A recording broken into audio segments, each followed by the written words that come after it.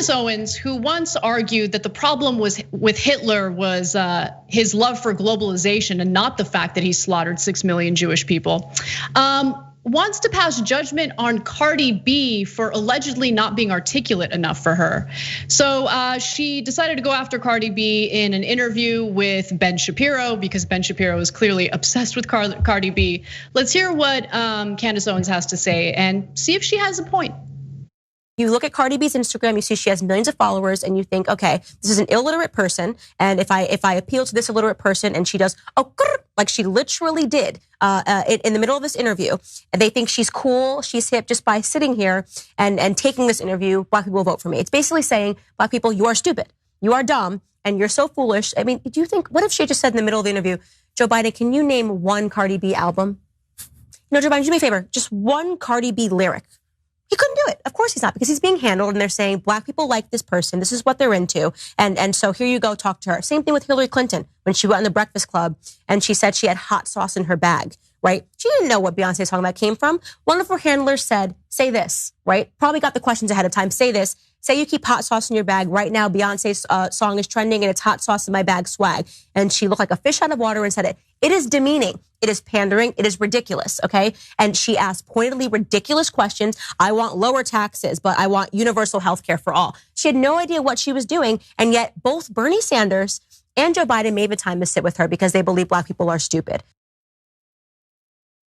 Look, to be fair with Candace Owens, she knows a thing or two about being told what to say by her handlers. So she has some good experience with that. I have more to say, but Cenk, jump in. Yeah, no, I thought that was a textbook case of projection. You just sit down with a Black person and you think people are stupid enough to believe that they represent all Black people? Candace, that's you. Okay, Ben Shapiro sits down with you, one of the 7 Black people who are willing to sell out everyone else for money. And you say, no, actually, don't believe the polling where well over 90% of African Americans support Democrats. Believe that I actually represent Democrats. And Ben Shapiro's like, we got a Black person, good enough. Okay, do I know anything about her or the culture? No, all I do is insult their culture every single day on the show. But I got a Black person, it's Candace Owens. So hey, that's it, I now have credibility. I don't know what she's saying either, but I know she's blaming you guys and I love it, I love it. So it was perfect projection. Right, and look, the feud went on and on Twitter with Cardi B responding. It's just so, look, I think Cardi B, if she wants to respond, go ahead, that's obviously your right.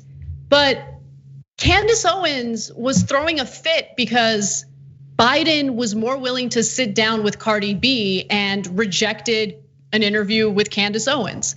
But the thing is, like, Candace Owens is not someone that anyone takes seriously, including people on the right. You think Ben Shapiro takes Candace Owens seriously? Ben Shapiro uses Candace Owens as a tool. We all know this. We know this, and Candace Owens herself knows this.